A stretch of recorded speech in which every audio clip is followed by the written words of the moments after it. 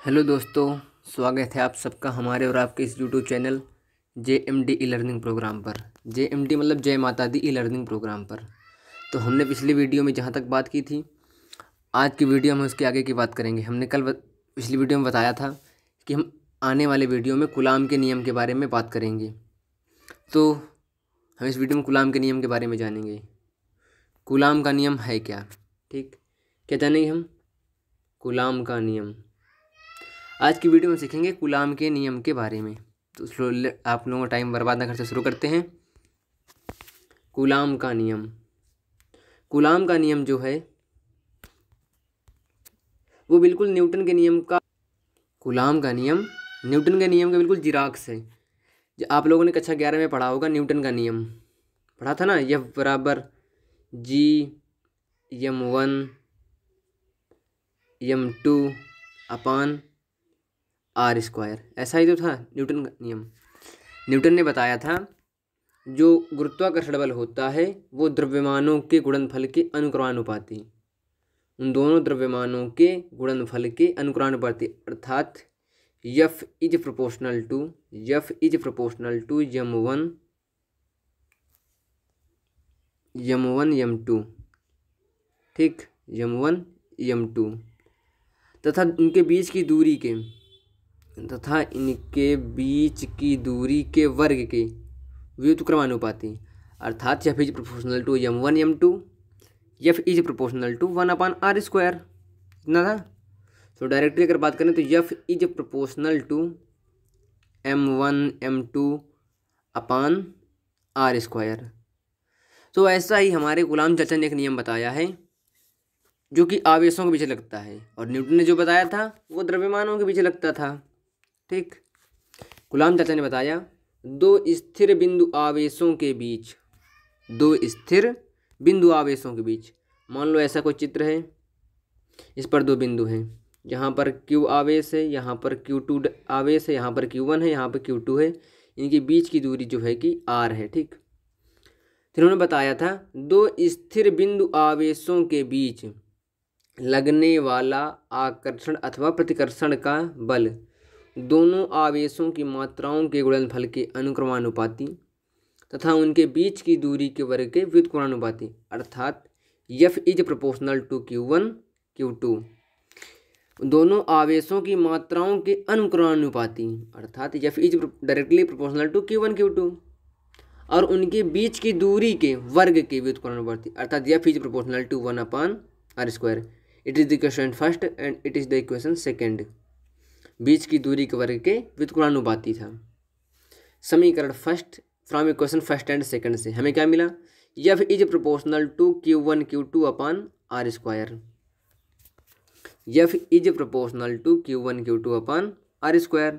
सो F बराबर, क्योंकि जहाँ पर जब न्यूटन ने जब बताया था आपको proportional m1 m2 upon r² था, तो वहाँ पर न्यूटन ने एप्सिलॉन जब प्रोपोर्शनल हटाया था तो वहाँ पर उन्होंने कांस्टेंट कैपिटल J लगाया था। तो यहाँ पर इन्होंने कांस्टेंट K लगाया है। क्या कांस्टेंट लगाया है? K, अर्थात F is proportional to Q1 Q2 upon r², जहाँ K एक नियतांक है। आप लोग सोच रहे हैं कि कौन सी देश की चिड़िया है, तो K एक नियतांक है, एक कांस्टेंट है। ठीक, K एक कांस्टेंट है यानी कि नियतांक है। ठीक, K का मान जो होता है वो होता है 1/4 पाई एप्सिलॉन नॉट। क्या होता है? 1/4 पाई एप्सिलॉन नॉट। ये जो चिन्ह है ये एप्सिलॉन, इसको एप्सिलॉन 0 कहते हैं। इसे क्या कहते हैं? एप्सिलॉन 0 कहते हैं। इसके बारे में हम आगे पढ़ेंगे। एप्सिलॉन नॉट को निर्वात की वैद्युतशीलता भी कहते हैं। एप्सिलॉन नॉट को निर्वात की वैद्युतशीलता कहते हैं। जो हमने कांस्टेंट K लगाया था, K, उसका जो मान होता है वो होता है, क्योंकि K बराबर हमने सीखा 1/4 पाई एप्सिलॉन नॉट। K का मान होता है 9 × 10⁹, 9 × 10⁹, अर्थात 1/4 पाई एप्सिलॉन नॉट का मान होता है 9 × 10⁹। ये तो रहा कूलाम का नियम। अब बात करेंगे हम एप्सिलॉन नॉट के बारे में। एक बारे में एप्सिलॉन नॉट के बारे में देखें। एप्सिलॉन नॉट का यूनिट क्या हो सकता है, मात्रक क्या होगा। एप्सिलॉन नॉट का मात्रक, हमें फार्मूला क्या मिला, एफ बराबर 1/4 pi epsilon naught Q1 Q2 upon r square. अगर हम यहाँ पर एप्सिलॉन नॉट की वैल्यू देखें तो क्या मिलेगा, 1/4 pi Q1 Q2 upon F R square, क्योंकि यहाँ पर एप्सिलॉन नॉट डिवाइड में, यहाँ पर मल्टीप्लाई में जाएगा, और यहाँ पर एफ मल्टीप्लाई में है, इधर डिवाइड में आएगा। ठीक, यहाँ पर एफ आ गया। अब एप्सिलॉन नॉट का मात्रक हमें क्या मिला, 1/4 पाई, 1/4 पाई, ये जो 1/4 पाई है ये कांस्टेंट है। कांस्टेंट का मतलब एक अंक है, संख्या है, नंबर है, इसका कोई यूनिट हो नहीं सकता। बाकी ये Q1 Q2 अर्थात ये चार्ज हैं, आवेश हैं, आवेश का मात्रक कूलाम, तो वही लिखा है हमने कूलाम वर्ग। फिर क्या दिया है, एफ अर्थात बल, फोर्स, फोर्स का मात्रक न्यूटन, और आर स्क्वायर, आर मतलब दूरी है, रेंज, और दूरी का मात्रक मीटर, अर्थात आर का वर्ग है तो मीटर स्क्वायर। तो हमें यूनिट क्या मिला, कूलाम स्क्वायर प्रति न्यूटन मीटर स्क्वायर। यहाँ तक हो गई बात। अब आगे हम बात करेंगे एप्सिलॉन नॉट की विमा के बारे में। अब हम बात करेंगे आगे एप्सिलॉन नॉट की, एप्सिलॉन नॉट की विमा। फिर से पहुँच जाओ शुरू में, हमें फार्मूला मिला था एफ बराबर 1/4 pi epsilon naught Q1 Q2 upon r square. अगर यहाँ से हम एप्सिलॉन नॉट की वैल्यू देखें तो 1/4 pi Q1 Q2 upon r square. ठीक, एप्सिलॉन नॉट बराबर 1/4 पाई एक कांस्टेंट है, मतलब एक न्यूमेरिकल वैल्यू है, आंकिक मान है, एक संख्या है जिसकी कोई विमा नहीं होती। क्यू आवेश है, आवेश एम्पियर सेकंड होता है, इसकी विमा होती है, कूलाम आवेश की विमा होती है AT। अब यहाँ पर आवेश का स्क्वायर है अर्थात AT का स्क्वायर। एफ मतलब बल, बल की विमा होती है mLT⁻², यानी कि फिर आर स्क्वायर, आर मतलब रेंज, दूरी, दूरी की विमा हो गई L स्क्वायर। अगर इसको हम पूरा सही से लिखें, ऊपर ले जाकर एम ऊपर ले जाएंगे तो M इनवर्स L एक ये है, दो ये हैं, L⁻³ T⁻² + 2 4 a का वर्ग। तो हमें क्या विमा मिली एप्सिलॉन नॉट की, M inverse L⁻³ T⁴ a⁻2।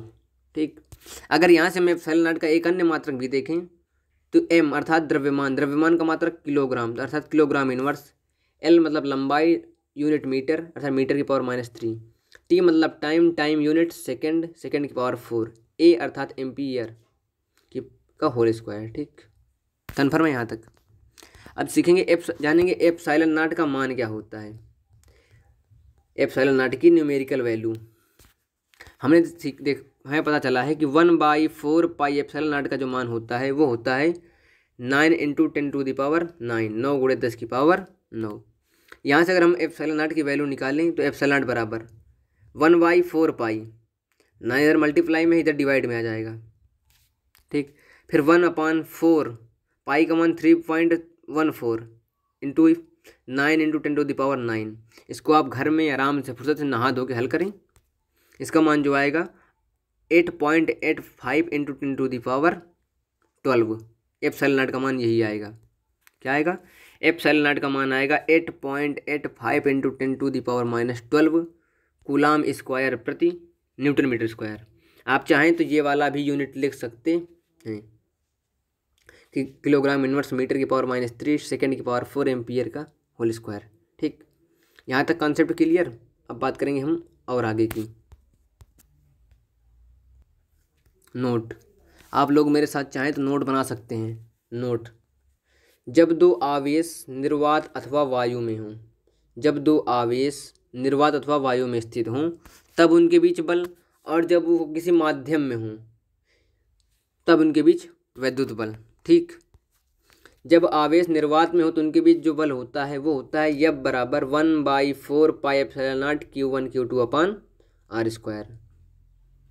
यहाँ तक कॉन्सेप्ट क्लियर। अब इसके आगे, परंतु यदि वही दो आवेश किसी माध्यम में स्थित हों तब होता है एफ बराबर 1/4 pi epsilon naught Q1 Q2 upon r square, जहाँ के माध्यम का परावैद्युतांक कहलाता है, माध्यम का परावैद्युतांक, के माध्यम का परावैद्युतांक है। अब जानेंगे परावैद्युतांक है क्या, व्हाट इज परावैद्युतांक। परावैद्युतांक, परावैद्युतांक जो है एक गुण है, किसी भी माध्यम का एक गुण है। माध्यम का वह गुण, किसी माध्यम का वह गुण जो आवेशों के बीच लगने वाले बल को कम कर देता है, वही परावैद्युतांक कहलाता है। परावैद्युतांक का मात्रक कुछ नहीं होता है, कुछ नहीं का मतलब होता ही नहीं, क्योंकि परावैद्युतांक एक नंबर होता है, कोई संख्या 1 होगा, 2 होगा, 3 होगा, 4 होगा, इनका यूनिट नहीं होगा। ठीक। और ये विमाहीन राशि, क्योंकि जब यूनिट नहीं तो फिर विमा किसकी होगी, विमा भी नहीं। अब के का मान यानी कि परावैद्युतांक का मान अलग अलग माध्यमों के लिए अलग अलग होता है, अलग अलग माध्यमों के लिए अलग अलग होता है। अगर कांच का है तो परावैद्युतांक अलग होगा, आयरन का है तो अलग होगा, एयर का है तो अलग होगा। ठीक। निर्वात अथवा वायु के लिए, निर्वात अथवा वायु के लिए के का मान 1 होता है, निर्वात अथवा वायु के लिए के का मान 1 होता है। और धातुओं के लिए के अर्थात परावैद्युतांक का मान अनंत होता है, इनफाइनाइट होता है। और अन्य माध्यमों के लिए, मतलब वायु को छोड़ करके अन्य माध्यमों के लिए के का मान सदैव 1 से अधिक ही होता है। यहाँ तक बात हो गई परावैद्युतांक की। अब आगे बात करेंगे वैद्युत बल की दिशा, डायरेक्शन ऑफ इलेक्ट्रिकल फोर्स, वैद्युत बल की दिशा। अब दिशा कैसे निकालेंगे? अगर कोई आवेश हैं या तो वो एक ही प्रकार के होंगे, माइनस माइनस होंगे, या तो प्लस प्लस होंगे, या फिर माइनस प्लस होंगे, या फिर प्लस माइनस होंगे। मतलब कि अगर आवेश समान होंगे या फिर विपरीत होंगे, दो ही कंडीशन है। अगर आवेश समान है, मान लो इधर ये Q1 आवेश है, ये Q2 आवेश है, दोनों की प्रकृति समान है, दोनों या फिर माइनस के हैं या फिर प्लस के हैं, तब Q1 के कारण Q2 पर बल, क्योंकि जितना बल ये इस पर लगाएगा उतना ही बल ये आवेश इस पर लगाएगा, तो Q1 आवेश के कारण Q2 आवेश पर बल की जो दिशा होगी वो होगी इस तरफ को, F1 इस तरफ, और Q2 आवेश के कारण जो दिशा होगी इस तरफ होगी। और जो आवेश पर बल होता है वो उनको आवेशों को मिलाने वाली रेखा के अनुदेश, मतलब रेखा की दिशा में होगा, या फिर रेखा की दिशा में होगा, या फिर उसके अपोजिट होगा। ये नहीं कि इस आवेश को उठा के यहाँ से फेंक दी, इधर फेंक दे, ऐसा कुछ नहीं, आवेशों की दिशा में ही होगा। और अगर विपरीत आवेश हैं, और यदि आवेश विपरीत हैं, ये माइनस का है, ये प्लस का है, मान लो, इनके बीच आकर्षण का बल लगेगा, तो इसकी दिशा ये होगी और इसकी दिशा ये होगी। तो हमने सीखा वैद्युत बल की दिशा होगी, अगर आवेश समान है तो दिशाएं विपरीत होंगी, अगर आवेश समान है दिशाएं विपरीत होंगी, और अगर विपरीत आवेश हैं तो फिर आकर्षण का बल लगेंगे, दिशा ये वाली होगी। ठीक, आधा कॉन्सेप्ट क्लियर। आगे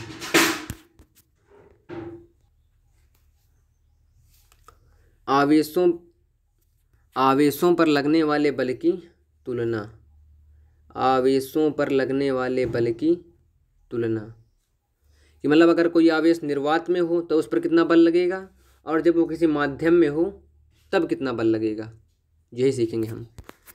पर हमने सीखा है जब दो आवेश निर्वात में हों तब बल लगता है एफ इन एयर, ये फेयर नहीं लिखा है, एफ इन एयर, मतलब जब उनके बीच माध्यम वायु हो अथवा निर्वात हो, तब एफ बराबर 1/4 pi epsilon naught Q1 Q2 upon R²।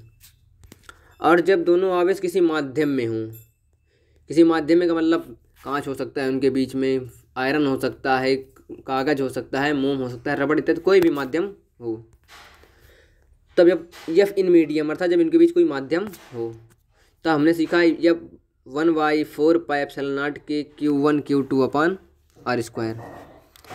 ये समीकरण हमारा फर्स्ट है, ये समीकरण सेकंड है। अगर हम इन दोनों को आपस में डिवाइड कर दें तो ये 1/4 पाई एप्सिलॉन नॉट कैंसिल हो जाएंगे, दोनों के Q1 Q2 भी कैंसिल, R² भी कैंसिल हो जाएंगे। बचा क्या, F in fair upon F in medium is equal to 1, यहाँ पर बचेगा 1/के। तो हमें क्या मिला, एफ एम बराबर एफ इन मीडियम बराबर एफ फेयर बाई के, अथवा एफ एम बराबर F in air by K divided by K. अर्थात जब कोई भी दो आवेश माध्यम पर हों तो उनके बीच वैद्युत बल घट जाता है, क्योंकि सभी माध्यमों के लिए के का मान सदैव 1 से अधिक ही होता है। यहाँ पर सॉरी एक थे, यहाँ पर एक से अधिक होता है, क्योंकि निर्वात अथवा वायु के लिए k का मान 1 होता है और अन्य माध्यमों के लिए k का मान सदैव 1 से अधिक होता है। अगर हम उसको किसी संख्या से डिवाइड करेंगे तो सिंपल सी बात है वो बल घट जाएगा। ठीक, अतः सबसे अधिक बल आवेशों के बीच जो बल होता है सबसे अधिक निर्वात में ही लगता है। अब कूलाम के नियम में कुछ सीमाएं, लिमिट ऑफ कूलाम्स लॉ, क्योंकि इन्होंने जो बताए हैं इनके नियम भी तो कुछ सीमाएं होंगी। ऐसा तो है नहीं कि हर जगह पर ये मान्य हो। कूलाम का नियम बिंदु आवेशों के लिए ही मान्य है, मतलब आवेश की एक ज़्यादा बड़ी मात्राओं के लिए नहीं कि ढेर सारा जगह भरा आवेश, उसके लिए नहीं। आवेशों की अल्प मात्राओं के लिए इनका नियम है नंबर 2 स्थिर आवेश। स्थिर आवेश का मतलब आवेश को एक जगह स्थिर माना जा सकता है, मतलब आवेश रेस्ट की कंडीशन में हो, ये नहीं कि आवेश इधर उधर टहल रहा हो, आवारागर्दी कर रहा हो। मतलब आवेश इनके नियम में आवेश स्थिर माना गया है। और number 3 r is less than 10⁻⁻15 से कम होना चाहिए, मतलब इनके बीच की जो दूरी है 10⁻⁻15 से कम होनी चाहिए।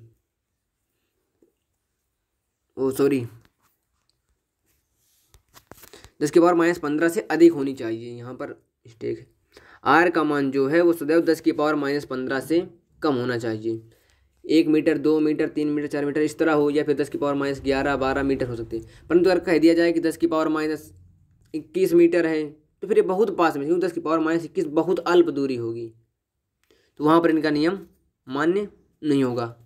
ठीक, क्योंकि इतनी कम जब दूरी होगी आवेशों के बीच, इसका मतलब है कि वो फिर नाभिक के पास वहाँ पर नाभिकीय बल लगने लगेगा परमाणु में। ठीक, यहाँ तक कॉन्सेप्ट क्लियर। अब वैद्युत बल की गुरुत्वाकर्षण बल से तुलना, comparison between electrical force and gravitational force.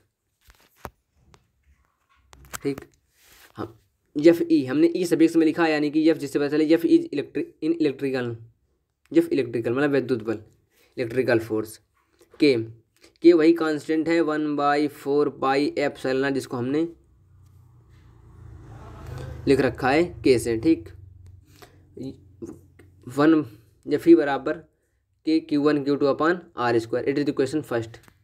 और एफ जी मतलब एफ ग्रेविटेशनल फोर्स है, ये गुरुत्वाकर्षण बल है, जिसका फार्मूला होता है capital G m1 m2 upon r²।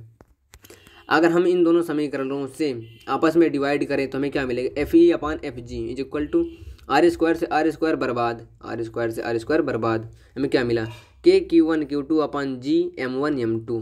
ठीक, यही मिलेगा। यहाँ पर के का मान होता है 9 × 10⁹ और कैपिटल जी जो कि ग्रेविटेशनल कांस्टेंट है, गुरुत्वाकर्षण नियतांक है, जिसका मान होता है 6.67 × 10⁻11। क्या होता है 6.67 × 10⁻11। और एक इम्पोर्टेंट बात, दो इलेक्ट्रॉनों के बीच जो विद्युत बल होगा, वो गुरुत्वाकर्षण बल की तुलना में 10⁻43 गुना होगा, 10⁻43 गुना होगा। अगर गुरुत्वाकर्षण बल 1 न्यूटन का है तो इनके बीच जो इलेक्ट्रिकल बल होगा 1 × 10⁻43 गुना होगा। सोच लो कितना स्ट्रांग होगा, क्योंकि इलेक्ट्रिकल फोर्स आपने पढ़ा है ये प्रबल बल होते हैं और ग्रेविटेशनल फोर्स ये दुर्बल बल होते हैं। जबकि दो प्रोटॉनों के बीच वैद्युत बल गुरुत्वाकर्षण बल की तुलना में 10⁻36 गुना, यानी कि अगर गुरुत्वाकर्षण बल 2 प्रोटॉनों के बीच 1 न्यूटन का है तो इनके बीच लगने वाला विद्युत बल है वो 10⁻36 गुना होगा। ठीक, यहाँ तक कॉन्सेप्ट क्लियर। अब अपने हम नेक्स्ट वीडियो में बात करेंगे और आगे की। और जो लोग चैनल पर नए, चैनल को सब्सक्राइब कर लें, वीडियो को लाइक करें, अपने दोस्तों को ज़्यादा से ज़्यादा शेयर करें। बाय बाय, टेक केयर, अपना ख्याल रखना, पढ़ते लिखते रहना।